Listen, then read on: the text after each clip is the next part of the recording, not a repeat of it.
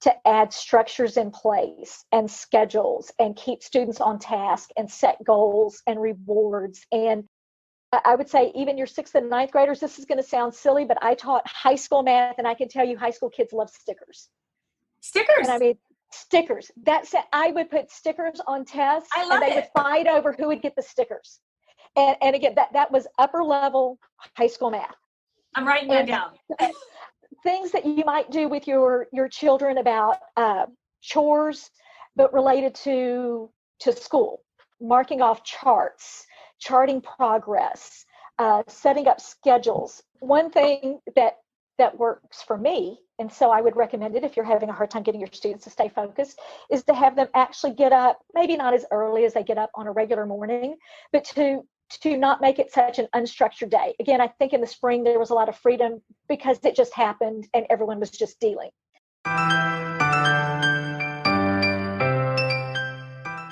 Welcome to the Envibe Live podcast with Amy Parker and Cheryl Dunn. By tuning in, you are joining a community that will inspire you to increase balance, wellness, and joy in your life. We'll offer expert information and insightful conversations to help us all on our journey to live more Envibe. For more information and articles, remember to also check out our website at envibelife.com. That's ENVIBELIFE.com. And we're grateful that you're here.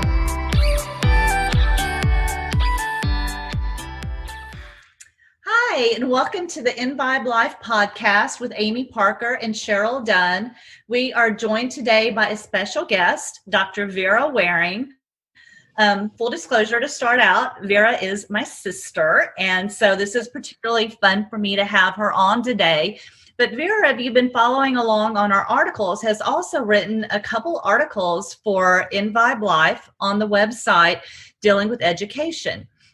And they've actually been a couple of our most popular articles to date. So we thought it'd be a good idea to bring Vera on the podcast. We want to talk a little bit about changes going on in schools right now, things that schools are dealing with, things that teachers are dealing with, things that parents are dealing with in this era of COVID. And I was going to say online learning, but it's really all sorts of different forms of learning are now having to pop up and take place.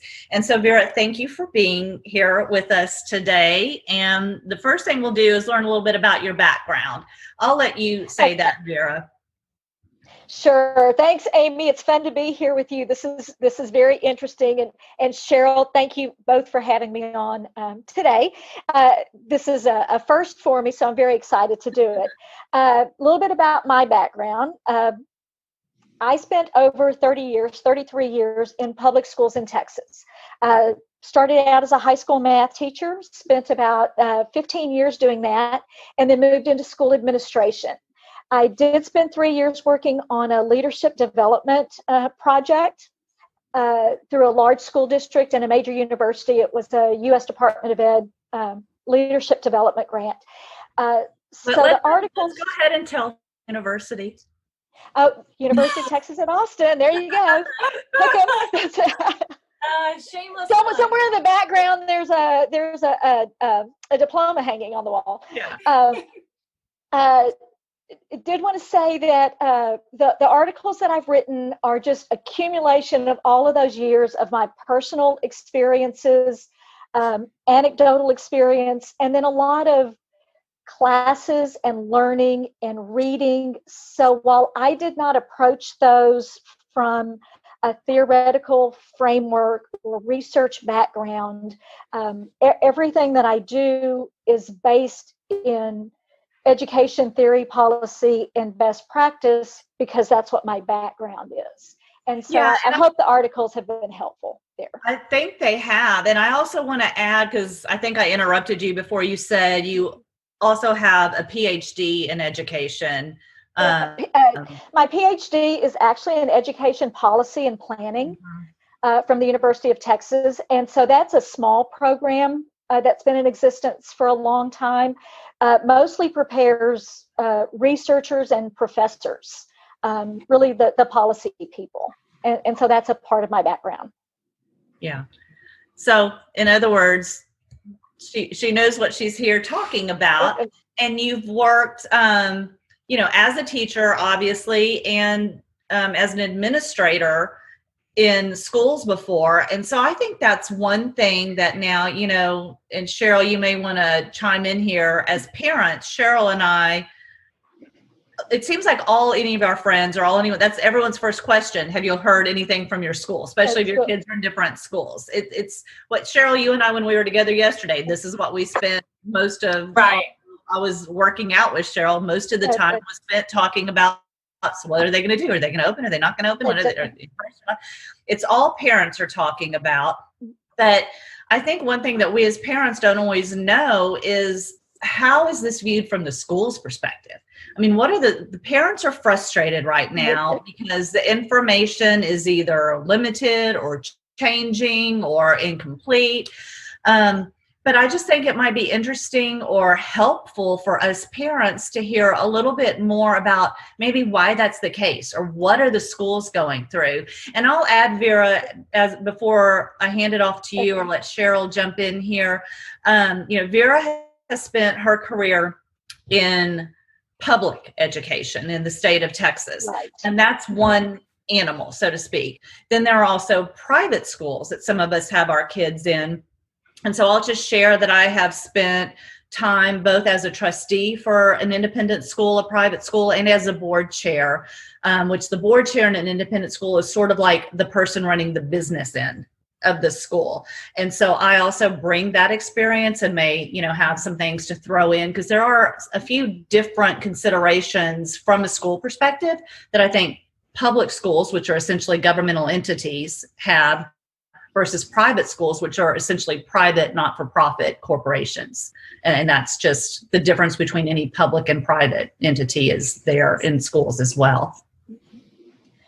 So Vera, how are school districts feeling right now? So the perspective of administration, which is you're running essentially a business in a way. You have budgets and you have employees and everything else.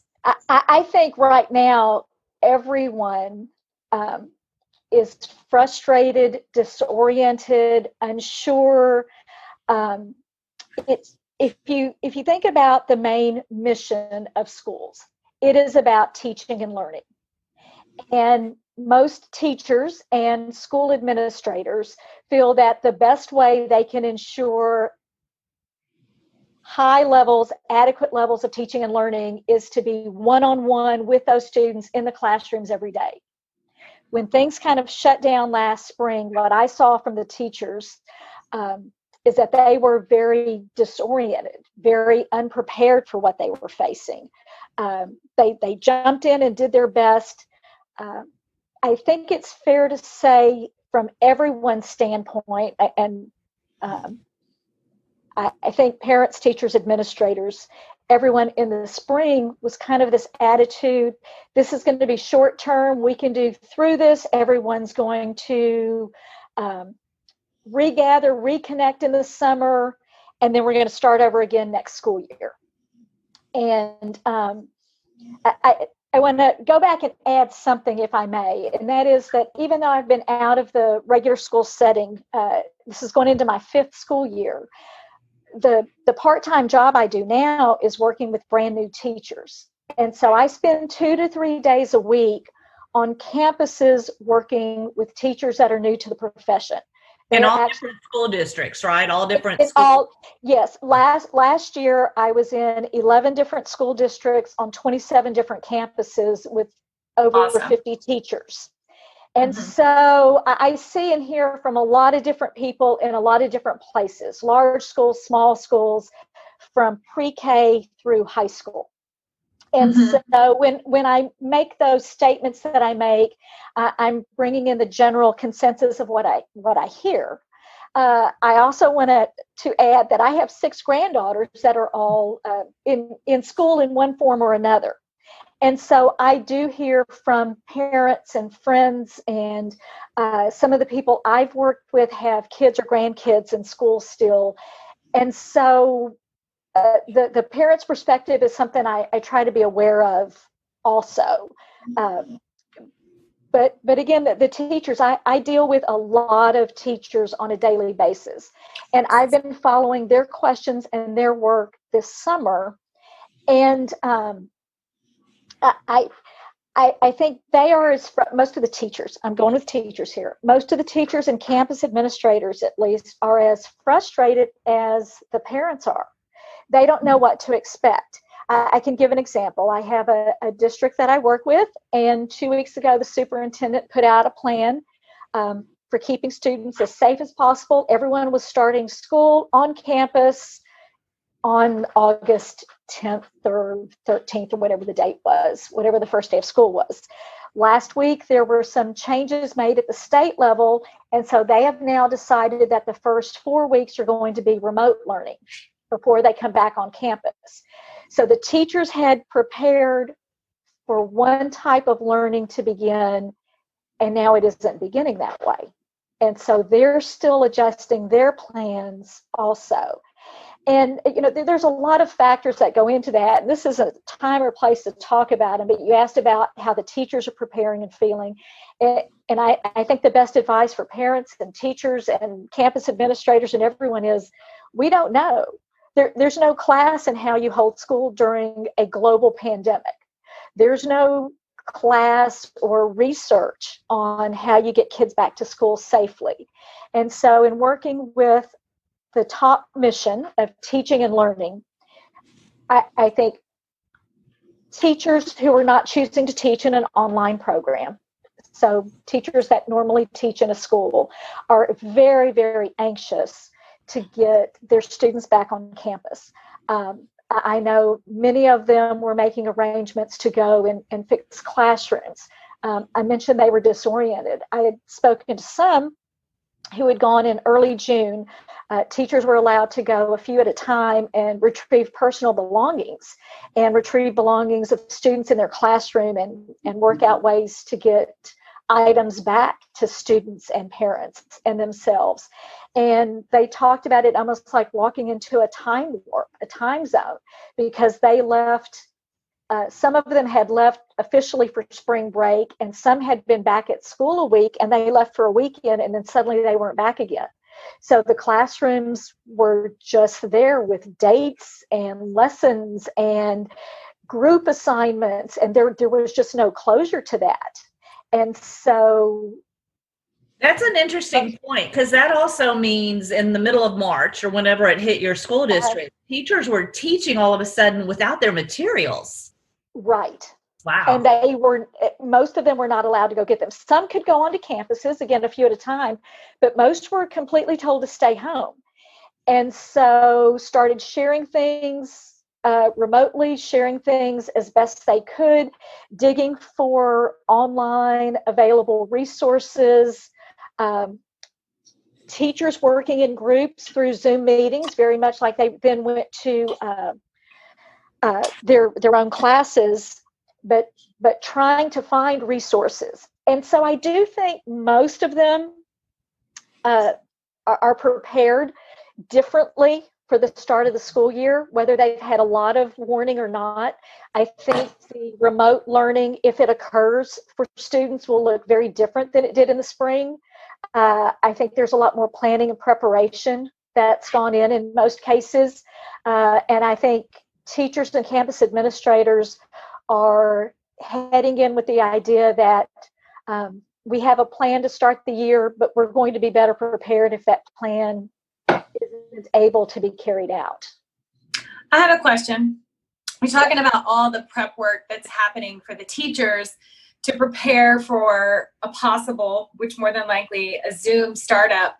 But as parents, we kind of, last spring, we all just kind of winged it, right?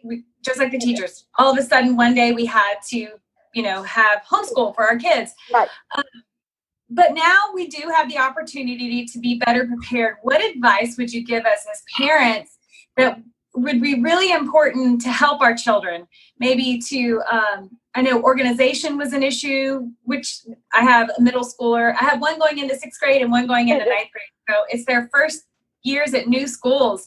But organization tips, things to help them pay attention better? What kind of tools can we do? Actually, Cheryl, that should have been the last question because that's going to be the next article. Oh, I mean, we need all the help we can get.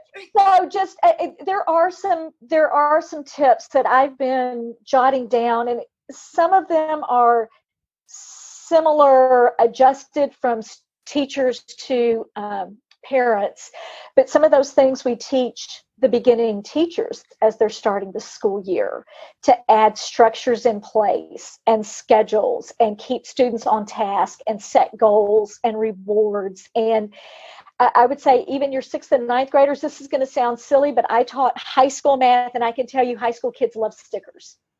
Stickers? And I mean, stickers. I would put stickers on tests, and they would fight over who would get the stickers. And again, that was upper level high school math. I'm writing that down. So things that you might do with your children about chores, but related to school, marking off charts, charting progress, setting up schedules. One thing that works for me, and so I would recommend it if you're having a hard time getting your students to stay focused, is to have them actually get up, maybe not as early as they get up on a regular morning, but to not make it such an unstructured day. Again, I think in the spring there was a lot of freedom because it just happened and everyone was just dealing. And so on a school day, we're going to get up and ready for school. For instance, on days I'm going to do yard work or housework, or maybe reading or writing or a Zoom meeting, I dress and prepare differently for that. Now, in many of those cases, the casual observer may not be able to tell the difference in the way I'm dressed because it's in some version of shorts and leggings and a t-shirt or something. But they have different feels and different purposes in my drawer or closet. And so I think having your children put on school clothes, even if that's athletic shorts and a t-shirt, if it's something that they're putting on to go to school, they might be more focused than if they're in pajamas. Or maybe they read and write better while they're in their pajamas, and so that's how they stay for that part of a lesson, but then put on something different to do math and science, so that they're prepared for that structured linear class. And again, that's for the students that are struggling to work from home and work remotely. If you had perfect kids that did everything they were supposed to do, keep doing what you're supposed to do, what they were doing. Just keep it up. I'm not sure any of us have perfect kids.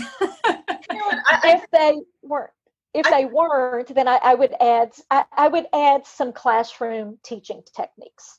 I think that's a good idea, though, in what you just said there. Like, the very basic thing is be willing to switch it up. Like, if something's not working, find something different. Well, and that's advice I give new teachers. I don't use this term. What just popped into my head is don't beat a dead horse. If you're doing something and it isn't working, then try something different.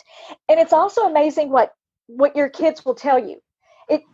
As a teacher, I've often advised other teachers to just sit down with the class and say, okay, this isn't working. We're not getting enough done. What can we do to make sure we're getting this done every day the way they're supposed to? If we work really hard for 30 minutes, what's a good reward? If you're talking about being at home, maybe it's having a 10-minute break. Maybe it's going and driving through to pick up ice cream. Maybe it's something, but let them help set the reward system or the positive part of what's going to happen when they meet their goals for the day. They're learning academic goals for the day. Good. I hope that helped. I hope that answered your question. That was not what I had prepared to talk about today, but I thought about it. That was actually really great. So say that, you've got your goals, you've got everything set, and now that it's a Zoom classroom, as parents, sometimes we get the opportunity to be in the classroom with them. Sometimes last spring, I would just sit on their bed and watch how things went and see, how the class was structured and who got to talk and who didn't get to talk. So say you're observing and you notice that maybe the teacher's personality or teaching style is something that as a parent you don't think works well with your child, or there's something you're uneasy with or uncomfortable with or you don't like, or your child starts complaining about the teacher or the situation, what are some tools for parents to help our children cope with things that maybe are not a perfect situation, or tools we can help our children, or even tools that you can give us as parents for us to kind of deal with this? I think getting specifics from your children is a good start. Exactly what is it that you don't like? Exactly what is it that bothers you? Why don't you think the teacher likes you? Why don't you think the teacher calls on you? Why do you think the teacher always calls on that person? Whatever it is. But find out what they're thinking, because what they're thinking might not be the same as what you're thinking or seeing. And it might be something that you can actually help as a parent. It might be you able to say, oh, no, I didn't see that at all. I do want to point out, I think things will be different Zoom remote learning wise this year than they were last year. Last year, the teachers had from August until March to get to know the students. They probably had a good idea of which ones liked to answer to the whole class, which ones didn't, which ones were more shy, more open, which ones they needed to call on, not call on with certain kinds of answers. From something I've seen now, teachers are planning Zoom methods of kind of icebreakers or get to know you sessions. So some of the ways that they get to know students at the beginning of the school year are being adjusted so that they meet your children via Zoom. I would say until about a month ago, I think what I heard most campuses and teachers talking about or considering was having the students go back and, I don't want to say finish the year, but maybe 2 years with a prior teacher in the prior room, so that there was a time for that closure before starting over again. And in the last month or so, things have changed again. And so now we're going to be in a Zoom situation to start with. We might not be on campus. If we're on campus, it's going to be probably some of the students and not all of the students, because I think most districts and campuses are giving parents a choice of the way their children attend school. So the teachers who are going to be leading the remote learning are going to be a lot more intentional about how they get to know the students, how they start the school year, how they build in those structures and routines and systems. And that should help everybody adjust to starting at home if that's what's occurring. Mm-hmm. Okay. Oh, sorry, Amy, do you want to go ahead? Go ahead. I was going to say, I want to go back to that first question or first conversation, though. Okay. What are some of the issues that school districts or school administrators are having to worry about or consider? Like, I mean, in other words, we're all frustrated that we don't have more concrete information, but I think it's because it's really, really hard for them too. So what are some of the issues they're dealing with in deciding how to go about reopening? So I think from a district and campus standpoint, the biggest issue is mandates and decisions being set by state and local school boards. And that has still been changing over the last few weeks. I gave the example earlier about the district that was planning one thing, and then their school board and the state changed their mind 2 weeks later, and so they've altered their plans. The number one priority is safety and security. They don't want students to come on campus and somebody gets sick. Mm-hmm. If somebody gets sick, I think you know how quickly, even in a smaller school, how something like the flu can spread. And so when you have a contagious disease, the number one question is, how can we keep everyone safe? Are teachers scared? Many teachers are. many teachers are very, very scared because they know when the students go home at the end of the day, the teacher has no control over where the student is, where they go, and what they might or might not be exposed to. And then bring it back to the school. Teachers may be not only concerned for themselves, but having children at home, maybe medically fragile children or parents that they're afraid they might expose someone to without even knowing that they're ill. We know that there's some asymptomatic carrying of the COVID. And so I do want to point out that many teachers are facing two big challenges that I'm reading about. One is that if they get sent home for quarantine, that's one thing. If they get ill, they are expected to use their own sick days to cover that illness. And then if they typically have, how many sick days does a teacher usually have? Well, so some state days accumulate. So teachers that have been doing this a while might have more days. Some local districts give additional days. So we'll just say my first year teachers this year are going in with 5 sick days that they're guaranteed. They might have 5 more. And then in one of the COVID bills, there were 10 days given. So my brand new teachers at a maximum have 20 sick days. So if they are ill at the end of those 20 days, they can take leave. They can take family leave if a child or parent gets sick, but then they are docked their pay in that time.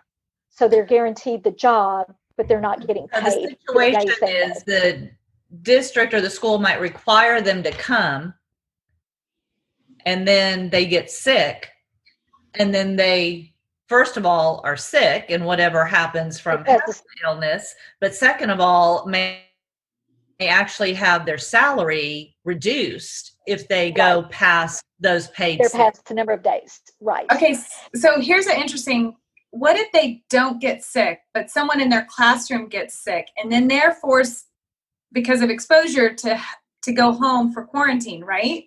That could be a situation. Now with those days, they're not really sick, but they're not allowed to be in the classroom. I think if they're sent home for quarantine, many districts are saying that those are district days. It's almost an administrative leave kind of situation. We're sending you home, not administrative leave in a negative way. Okay, good. But administrative leave that we're sending you. I also want to point out that many, if not most of the teachers are facing some of the same challenges as the parents. Work. So for instance, maybe there's a teacher who is the Zoom teacher for a second grade, all the second grade students that are staying home on the campus.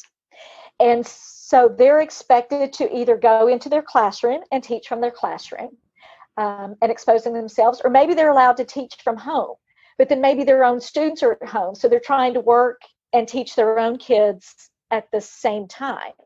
Or maybe they're on campus and they've chosen not to have their own children on campus. So then where do their children go for remote learning? And so I don't want parents to think that the teachers are not parents. I just want to point out that many, many, many of the teachers are in the same exact situation as the parents. And if you think that a teacher's children always listen to them at home because they're a teacher, at home they're the parents. And so the parent-student dynamic, parent-child dynamic is the same as it is with you. And so they're setting up their own structures right now also if their children are at home. It's all very, very complicated. I mean, there's not an easy answer to any of it. No. And so I'm thinking so in that scenario, the teacher who gets sick, right? And whatever happens to that. And if there are financial repercussions, so, I mean, where I'm going is so a public school, like where your experience, Vera, is a governmental entity. Right. Most governmental entities have sovereign immunity. And so they therefore cannot be sued by that teacher or more likely than not, the suit will be dismissed. There are some exceptions to that, some ways around it, but as a general rule, coming in from the private school perspective, I'll just point out that this is a different sort of consideration because private schools can be sued. They're private entities that can be sued like any corporation. They happen to be a not-for-profit corporation. Also, when you send your child to a private school, you are actually in contract with that school. Like the parents and the school countersign a contract.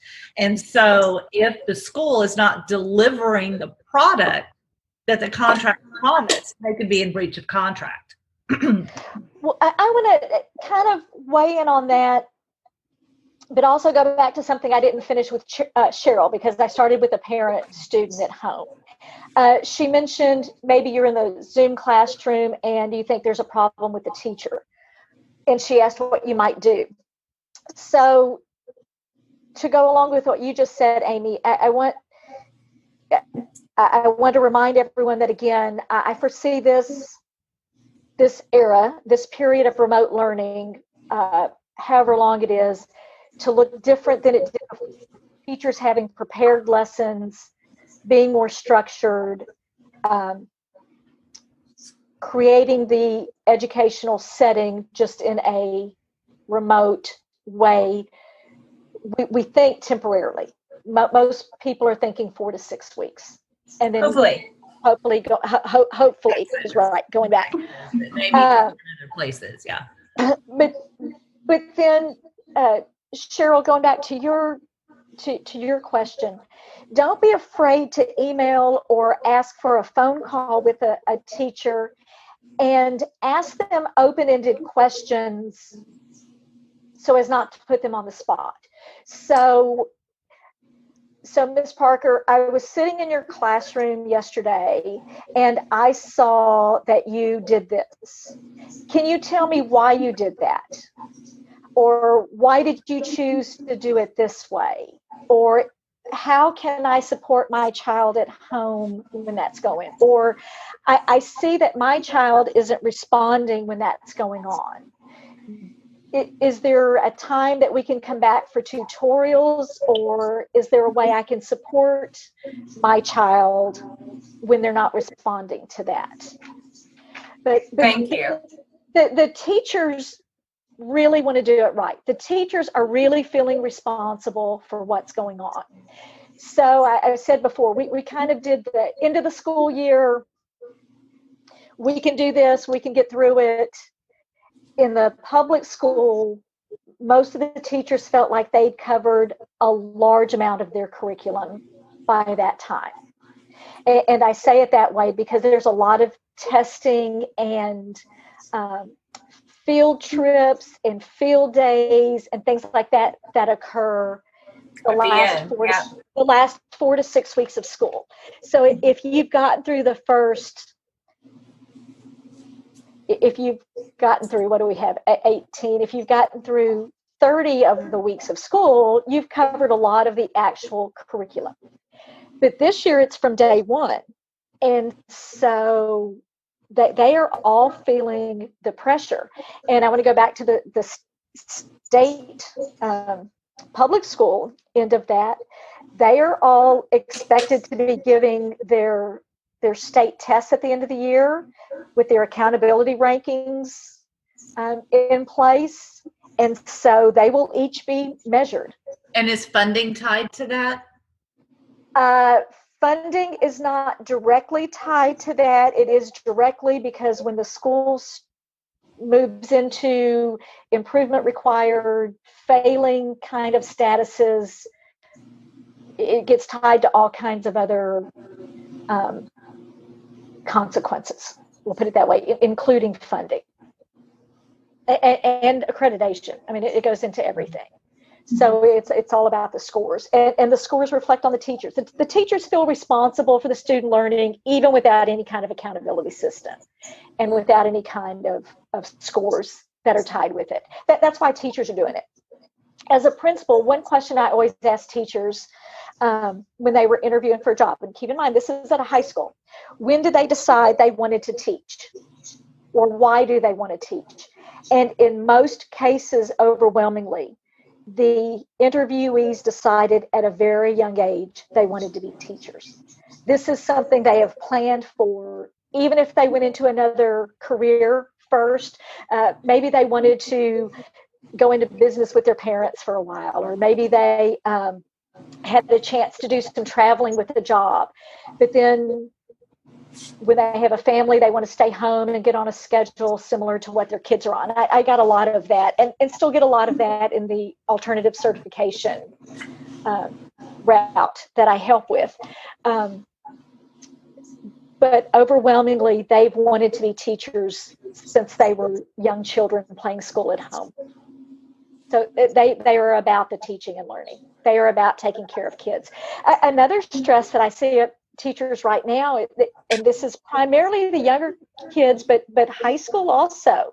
Teachers are used to shaking hands, giving high fives, giving hugs, giving that positive reinforcement. The whole teamwork, we're in this together, we can learn this. I know it's hard, but we can do it.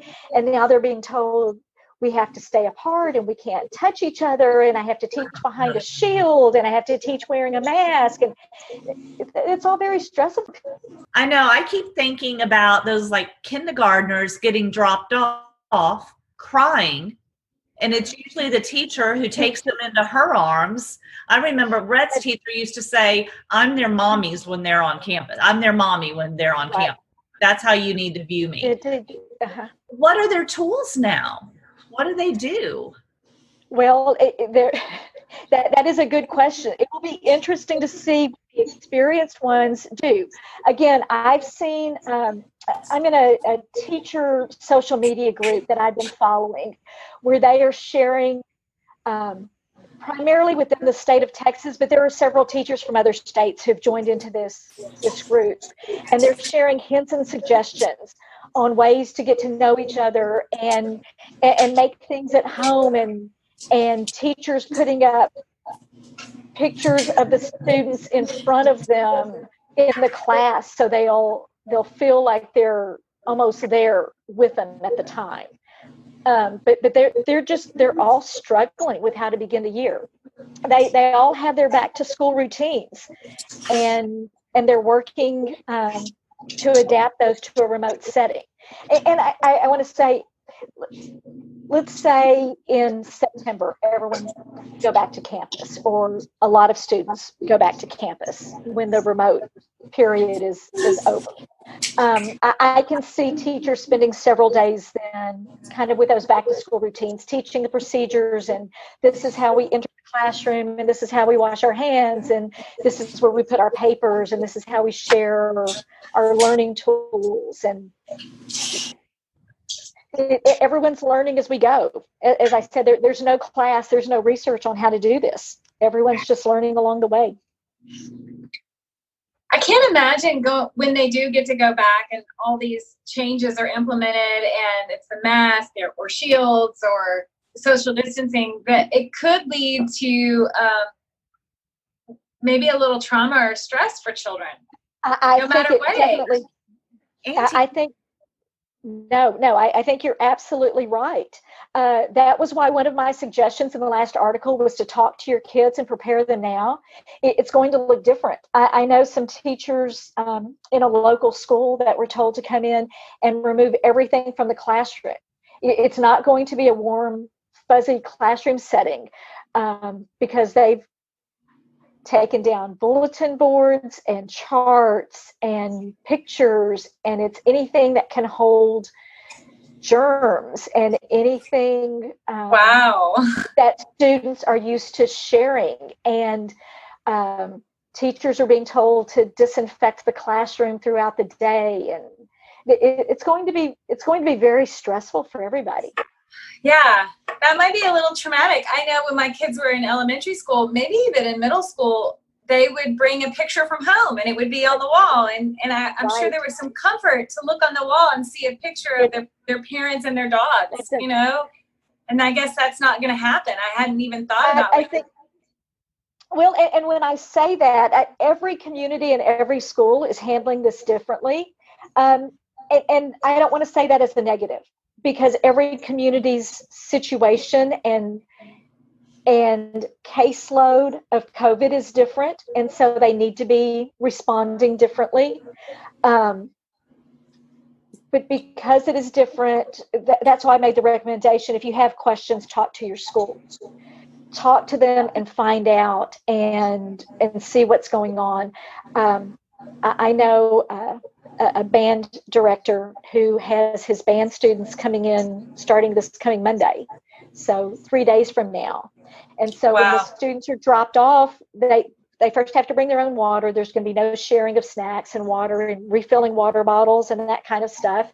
They'll have to have their temperature checked. They'll have to have face coverings on as they arrive.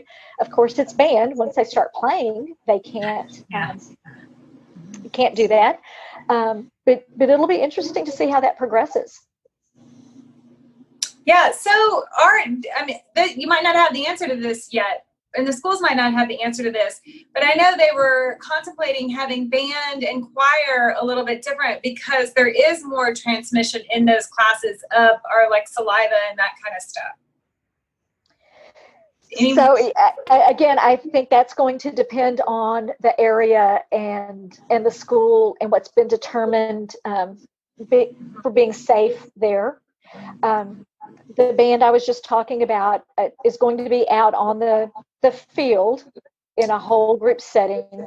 When they go to break into sectionals, break into smaller groups, and they're going to be in small groups and be as far apart from each other as they can.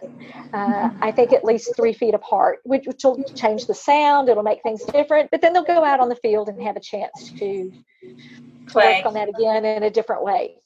Mm-hmm. Yeah. Now, and I don't know how the choir will respond to that. I know some of the dance teams have been going back for their camps and back to school prep, and they're primarily working outside early in the morning and late in the evening also, so that they can spread out.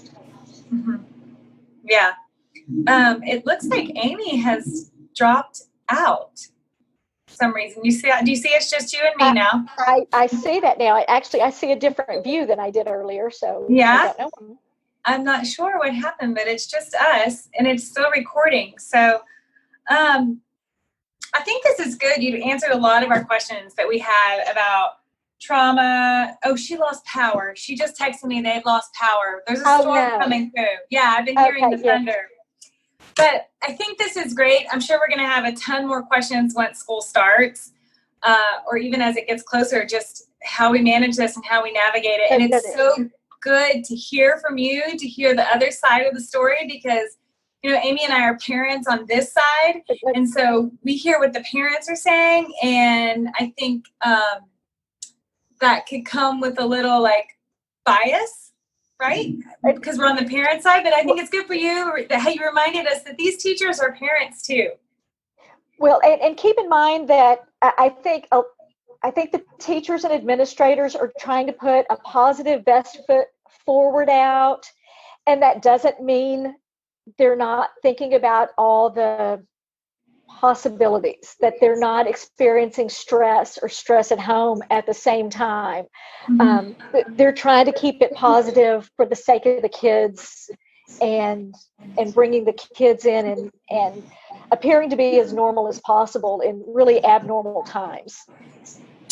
I think we should probably wrap it up with the storm, but I do want to ask you one question before we get off. Can you still hear me good? I sure can, yes. Okay. So we always talk about bringing balance to your day. So can you give me an example of maybe how you bring balance to your day? And then maybe if you have any suggestions as parents, what we can do for our children to help bring balance to their day. So I usually start my day by getting up really early in the morning, and I have a special chair that I sit in with a cup of coffee and generally just look at some basic headlines, maybe social media, but then sit and read. And I may have 3 or more different books going at the same time, and I'm a reader, but I try not to give myself pressure about what I'm going to read. If I want to read just basic fiction, fluff, that's what I read that day. And if I want something nonfiction and more serious, that's what I read. But that's generally how I start my time. At the end of the day, usually the last thing I do in the evening is fix a cup of hot tea and do the crossword puzzle that comes up online at 9 p.m. every evening. So at 9 o'clock or sometime soon after that, I'm going to be doing the crossword puzzle. I love it. That's just a little way to add balance. But the other thing I try to do is make sure I spend time with the people that are important to me. I mentioned that I have granddaughters, and I've tried to make sure I see them. I've offered some help to them for the school year. I know that we know that it's really important that we socially distance. I have been in very few stores and very few places since March. But at the same time, I have spent time with my grandkids. Because if you don't spend some time with the people that are important to you, then the time isn't as meaningful either. And so I try to keep it all in perspective and mix enjoyment with some work and productivity every day. I love that. I think that's great. And I think it's great for people to hear that. We share a little bit in common there. I like to read a lot, and I'll have about 3 or 4 different books going. And I love that morning read. And when I can get into a book that isn't a work or a help book, like a fiction book in the morning, then I almost feel like I'm, escaping and having a little vacation. Right. No, that's exactly right. And then, I try to get some exercise. I do gardening and yard work and go walking and try to get something done each day. Awesome. I love that. Well, thank you so much. I think this definitely was very informative. I think our readers going to love it. Our listeners are going to love hearing what you've had to say. And Amy made it back. Hey, Amy. I did. So we are in the middle of a massive thunderstorm here. We lost all power. My internet went down, everything. So I'm back on right now over cellular service. So hopefully we didn't lose our connection too badly. And the one thing I did want to make sure I added is we made reference to the articles Vera has written, and she's going to write more for us. We'll link those in the show notes to this podcast. So if you're interested in going to check that out more, we'll have it all easily accessible for you to find. Definitely. Okay. All right. Well, thank you so much, Vera. It was You're welcome. Thank you for having me. Thank I hope you. it was helpful. Thank you. Okay. Bye-bye. All right. Bye. Thank you for listening to the Envibe Life podcast. For more information and to join our community, be sure and check out our website at www.envibelife.com. We look forward to sharing with you.